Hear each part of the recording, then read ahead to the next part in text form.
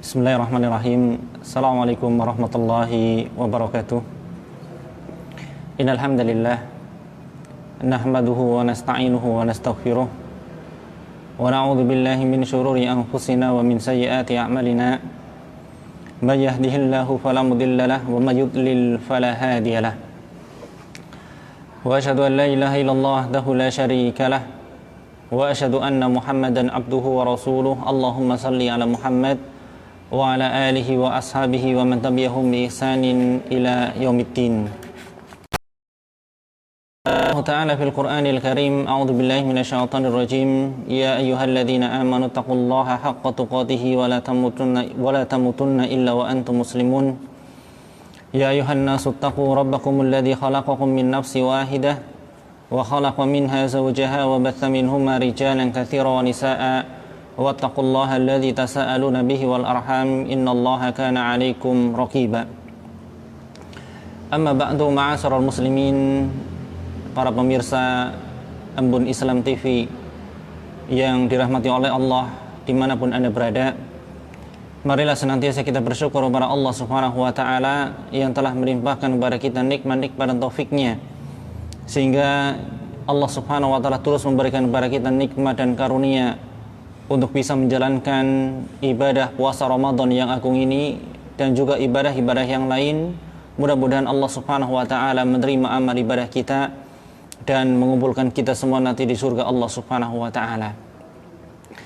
Kemudian salawat dan salam semoga tercurahkan kepada junjungan Nabi kita yang mulia Muhammad sallallahu alaihi wasallam, kepada para sahabatnya, keluarganya, dan para pengikutnya yang setia di dalam mengamalkan tuntunan-tuntunan beliau sallallahu alaihi wasallam hingga hari kiamat kelak. Ma'asyiral muslimin yang dirahmati oleh Allah, pada kesempatan sore hari ini insyaallah kita akan membahas salah satu sirah secara singkat salah satu ibunda kita, Ummul Mukminin Aisyah radhiyallahu anha. Tentunya banyak sekali pelajaran-pelajaran yang dapat kita petik, yang dapat kita ambil dari perjalanan hidup beliau Aisyah radhiyallahu anha. Namun di sini kita akan menyebutkan sedikit saja, sekelumit saja. Mudah-mudahan kita semua nanti bisa mengambil faidah, bisa mengambil manfaat dari sirah atau perjalanan hidup beliau ibunda kita Aisyah radhiyallahu anha, istri Nabi sallallahu alaihi wasallam. Ma'asyiral muslimin, semoga Allah merahmati kita semua. Aisyah radhiyallahu anha adalah merupakan sosok istri, sosok wanita, bahkan sosok manusia yang paling dicintai oleh Nabi kita yang mulia Muhammad sallallahu alaihi wasallam. Pernah salah seorang sahabatnya bertanya kepada beliau sallallahu alaihi wasallam, "Ya Rasulullah, ayyun nasi ahabbu ilaik?" Wahai Rasulullah, manusia mana yang paling dicintai oleh engkau? Maka Nabi SAW mengatakan, Aisyah. Kemudian sahabat tadi bertanya lagi, faminar rijal, kalau ada laki-laki siapa? Nabi mengatakan abuha, bapaknya, yaitu Abu Bakar As-Siddiq radhiyallahu anhu. Ma'asyiral muslimin, semoga Allah merahmati kita semua.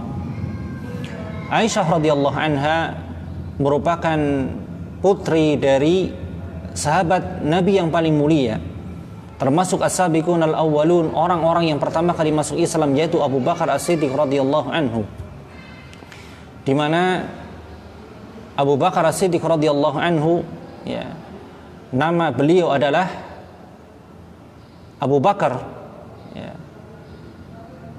Abdullah bin Abi Quhafah, ya, Utsman ibni Amir al-Qurasiyah.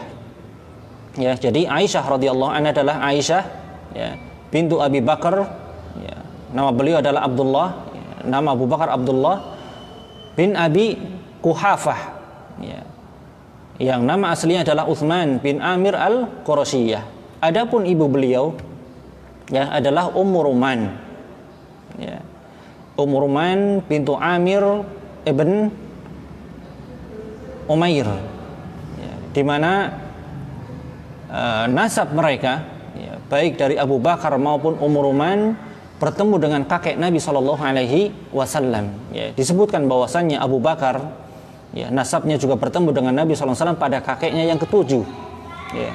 Adapun ibunya Aisyah radhiyallahu anha Ummu Ruman, kakeknya atau nasabnya juga sama bertemu dengan Nabi Shallallahu Alaihi Wasallam dari jalur ibunya. Ya, ibunya Ummu Ruman, ya, pada kakek yang, ya, sebagian ulama mengatakan, ada yang mengatakan kakek yang ke-11, sebagian ulama yang lain mengatakan bertemu dengan nasab Nabi pada kakek yang ke-12.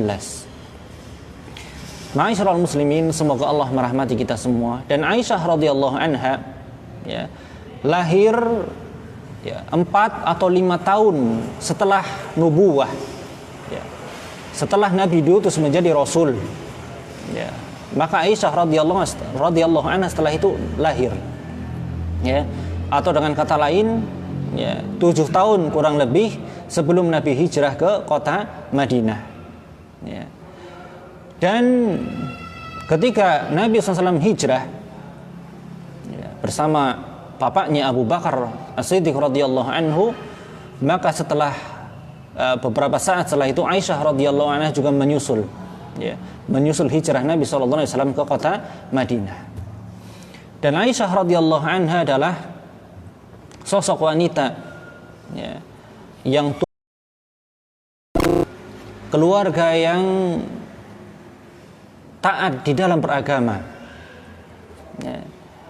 Karena Aisyah radhiyallahu anha, ya, kedua orang tuanya, bapak dan ibunya telah masuk Islam, ya, bahkan orang-orang yang pertama kali masuk Islam, sehingga Aisyah radhiyallahu anha telah mengatakan dalam salah satu perkataannya, lam aqil abawayya illa wahuma yadinanitin, ya, tidaklah saya balik, ya, ketika saya sudah mulai sempurna akalnya, sudah mumayyiz, ya, maka kedua orang tuaku sudah dalam keadaan memeluk Islam, ya, artinya Aisyah radhiyallahu anha secara kecil tumbuh dalam keluarga yang taat di dalam agama, taat kepada Allah, taat kepada Rasulullah sallallahu alaihi wasallam. Bapaknya merupakan sahabat Nabi yang paling mulia, ya, yang mati-matian mengorbankan, ya, seluruh harta dan kekuatannya untuk membela dakwah Nabi sallallahu alaihi wasallam, ya.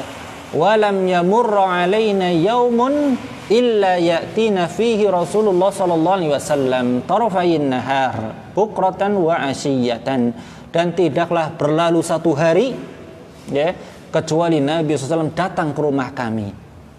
Untuk apa? Untuk bermusyawarah dengan Abu Bakar, ya, tentang bagaimana strategi dakwah dalam menyebarkan Islam dan seterusnya, ya, karena Nabi dan Abu Bakar telah bersahabat sejak kecil.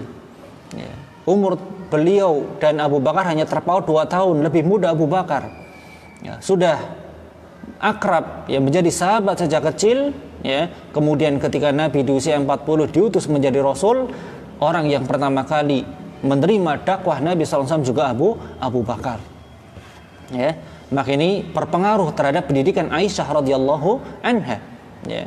Sehingga setiap kali, ya, Nabi SAW datang pada Abu Bakar menyampaikan ayat, membacakan Quran dan seterusnya, hal ini didengar oleh Aisyah radhiyallahu anha, ya. Thumma bada li Abi Bakar, ya, fabtana masjidan bi fina'i darih, hingga pada satu hari Abu Bakar berkeinginan untuk membangun masjid, ya, membangun musola, ya, tempat sholat kecil di rumahnya, ya, bi fina'i darih, ya, di teras atau di halaman rumahnya. Fakana yusalli fihi wa yaqra'ul Qur'an, di mana Abu Bakar di situ salat dan membacakan Al-Qur'an, ya.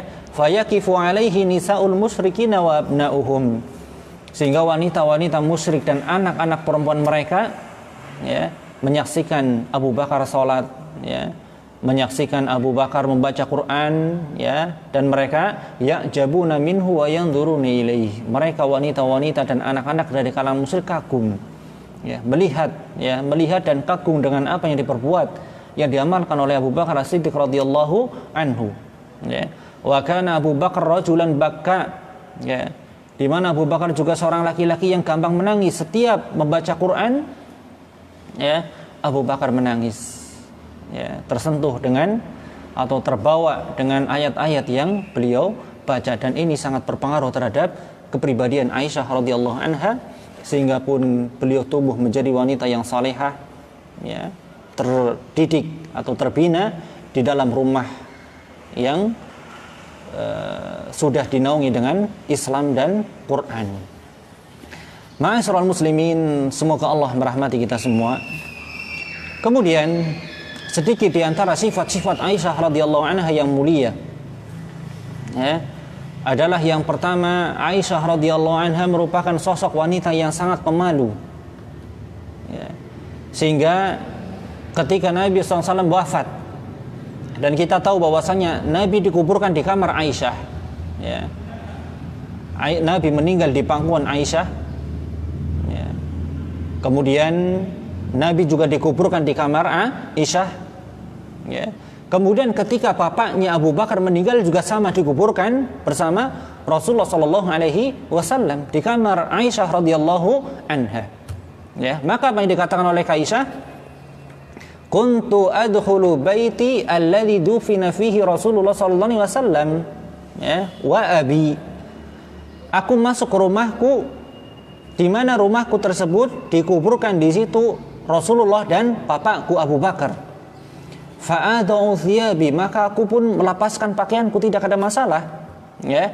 Faqul innama huwa zawji wa abi, karena yang ada di kamarku adalah, ya, Nabi dan bapakku. Ya, Nabi adalah suamiku, sedangkan Abu Bakar adalah bapakku. Aku melepaskan pakaianku di situ tidak ada masalah. Ya. Falamma dufina Umar ma'ahum, namun apa, ketika Umar dikuburkan bersama mereka, fa wallah, demi Allah, ma dakhaltu illa wa ana masdudatun alayya thiyabi hayaan min Umar. Ya, setelah Umar dikuburkan bersama Nabi, ya, bersama Abu Bakar di kamar Aisyah, demi Allah, saya tidak pernah masuk ke dalam rumahku kecuali dalam keadaan pakaianku senantiasa tertutup, ya, dalam keadaan pakaianku senantiasa terpakai, auratku senantiasa tertutup. Karena apa? Hayaan min Umar, karena saya malu terhadap Umar. Bayangkan, masya Allah, ini sifat yang mulia dari ibunda kita Aisyah radhiyallahu anha, memiliki sifat malu yang luar biasa.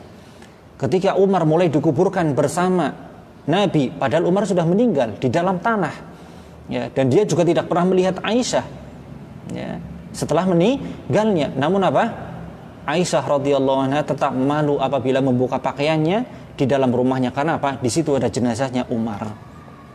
Nah, ini merupakan akhlak yang luar biasa, akhlak malu yang luar biasa, sangat berbeda dengan keadaan wanita-wanita sebagian zaman sekarang, yang mereka tidak malu-malu membuka aurat mereka, ya, di depan laki-laki yang bukan mahram.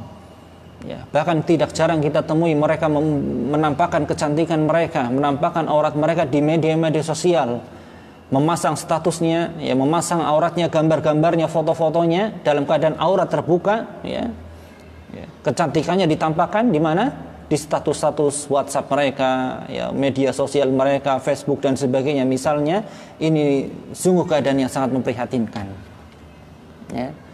Maka kita, para ayah, ya, para orang tua, memiliki kewajiban untuk mendidik putra-putri kita, istri-istri kita, agar jangan sampai, ya, sifat malu mereka hilang dari diri mereka, sehingga apa? Mereka rela, sudah tidak malu lagi untuk membuka aurat mereka di depan laki-laki yang bukan mahramnya. Ya, padahal Allah Subhanahu wa taala berfirman, ya ayyuhan nabiyyu qul li azwajika wa banatika wa nisa'il mu'minin yudnina 'alaihinna min jalabibihinna. Wahai Nabi, ya, katakanlah kepada istri-istrimu, anak-anak perempuanmu, ya, dan istri-istri orang beriman, yudnina 'alaihinna min jalabibihinna, hendaklah mereka mengulurkan jilbabnya ke seluruh tubuh mereka. Dzalika adna an yu'rafna, ya, yang demikian itu agar mereka lebih dikenal bahwasanya mereka adalah wanita-wanita muslimah. Ya. Artinya apa? Penanda wanita tersebut wanita muslimah, wanita yang menjaga kehormatan kesuciannya adalah diantaranya dengan menutup tubuhnya dengan aurat yang dengan hijab yang syar'i. Fala yu'dzain, yang demikian itu sehingga mereka tidak diganggu. Nah, oleh karena itu kita saksikan sekarang wanita-wanita yang mendapatkan pelecehan misalnya, ya, tidak dihormati, ya, kesuciannya, kehormatannya dilecehkan di sana sini dan seterusnya, ya, Siapa mereka? Ya mereka wanita-wanita yang terbiasa menampakkan aurat mereka dan kecantikan mereka di halayak umum. Ya, dikonsumsi oleh laki-laki yang bukan mahram. Ya, ini menjadi jalan ya bagi laki-laki ya yang tidak memiliki akhlak, tidak memiliki adab untuk mengganggu mereka. Maka dengan izin Allah, seandainya wanita muslimah menutup auratnya dengan hijab yang syar'i, ya, akan dijauhkan dari gangguan-gangguan ya, sebagaimana yang dialami dulu juga oleh wanita-wanita jahiliyah ketika mereka membuka aurat-aurat mereka. Ma'asyiral muslimin, semoga Allah merahmati kita semua. Kemudian yang kedua, di antara sifat Aisyah radhiyallahu anha yang mulia adalah ya, kesabaran Aisyah radhiyallahu anha di dalam berumah tangga bersama Nabi sallallahu alaihi wasallam. Ya. Aisyah radhiyallahu anha tinggal bersama Nabi sallallahu alaihi wasallam di dalam rumah yang sangat sederhana. Ya, sebagian para ulama mengatakan mungkin kalau diukur kurang lebih ukuran ya 3 kali 4 meter. Ukuran yang sangat kecil. Ya. Sehingga kemudian atapnya ya, ketika dipegang dengan tangan juga sampai. Artinya rumahnya tidak terlalu tinggi. Ya, tidak ada perabotan-perabotan mewah, rumahnya sangat sempit, kecil, sehingga apa? Diriwayatkan bahwasanya ketika Nabi SAW sholat tahajud dan Aisyah tertidur, Nabi SAW ingin sujud, ya tidak muat, ya, sehingga apa? Nabi perlu memberikan isyarat memegang kaki Aisyah agar kakinya dilipat, sehingga apa? Nabi bisa sujud. Ya, ini apa? Menunjukkan rumah Nabi, rumah Aisyah, ya sangat sempit, sangat kecil. Ya, alhamdulillah kita yang tinggal di rumah yang besar, ya, ada ruang tamu, ruang tengah, ya bahkan lantai 1, lantai 2, ya lantai 3 dan seterusnya. Ya, rumah yang besar, ya, namun kita melaksanakan salat tahajud atau tidak. Ya, Nabi SAW ya, salat tahajud meskipun rumahnya kecil. Ya, kemudian juga Nabi membangunkan Aisyah untuk ikut salat bersama beliau sallallahu alaihi wasallam. Maka kita diberi nikmat oleh Allah Subhanahu wa taala rumah yang besar misalnya, maka tentunya kita harus lebih taat lagi atau harus lebih meningkatkan ketaatan kita, ketakwaan kita kepada Allah Subhanahu wa taala. Ya. Kemudian Aisyah radhiyallahu anha juga sangat bersabar ya, dengan keadaannya yang serba pas-pasan ya, sehingga pernah Aisyah radhiyallahu anha mengatakan marra hilalun ya, pernah melewati kami ya, atau kami pernah melalui hari-hari selama 2 bulan ya, dan wa ma uqidat fi abyati Rasulullah SAW narun, dan selama 2 bulan tersebut di rumah-rumah Rasulullah tidak pernah dinyalakan api. Artinya apa? Ya tidak pernah memasak. Ya, karena tidak ada bahan yang untuk dimasak, tidak pernah memasak daging, tidak pernah memasak bubur, ya, atau makanan-makanan yang lain, masak sayur dan sebagainya. Ya, benar-benar tidak menyalakan kompor. Ya, tidak menyalakan tungku. Sehingga ditanya, ya Rasul, ya Aisyah, apa makanan kalian? Ya, apa makanan engkau ketika itu? Ya, Aisyah hanya mengatakan al-aswadan, ya, at-tamru wal ma. Makanan kami ketika itu hanya kurma dan air. Ya, Masya Allah, selama 2 bulan, bayangkan. Ya, ini harus diteladani oleh wanita-wanita muslimah. Ya, meneladani bagaimana rumah tangga Nabi SAW, meneladani bagaimana kesabaran Aisyah radhiyallahu anha meskipun hidup bersama Nabi dalam keadaan serba seadanya ya, namun Aisyah tetap bersabar, bahkan Aisyah juga tetap bersyukur ya. Bayangkan seandainya di rumah kita selama 2 bulan istri kita tidak pernah menyalakan kompor ya, kita para suami mungkin ya, sudah pulang dari tempat kerja, lelah, capek ya, lapar, sampai rumah istri tidak masak ya, istri belum masak ya, mungkin yang ada kita ngamuk-ngamuk ya kepada istri kita ya.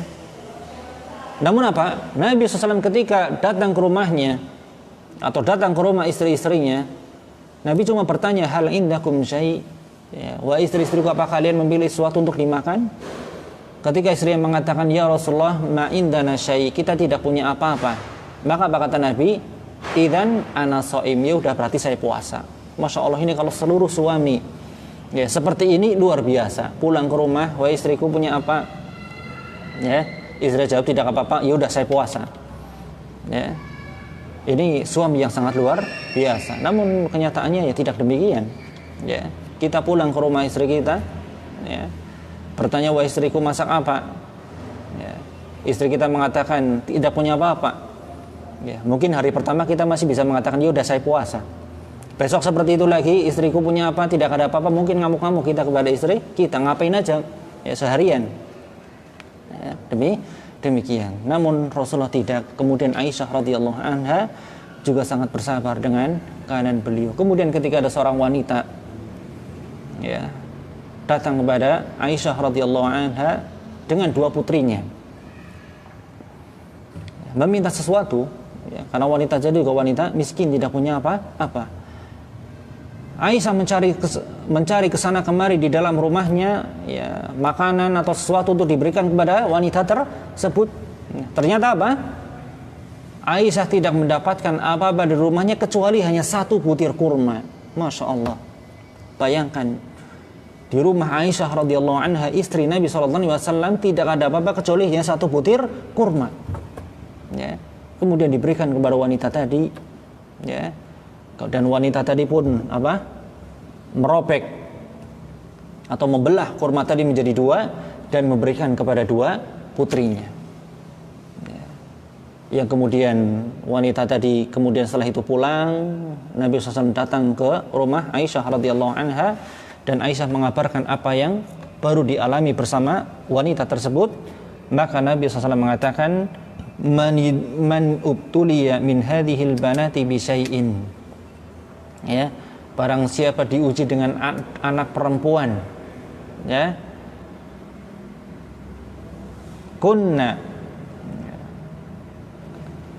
apa kata Nabi sallallahu alaihi wasallam, ya, man ubtuliya min hadhil banati bi syai'in kunna lahu sitran minan nar. Barang siapa yang diuji oleh Allah Subhanahu wa taala dengan anak perempuan, maka dengan izin Allah anak-anak perempuan tadi akan menjadi benteng bagi dia dari api neraka.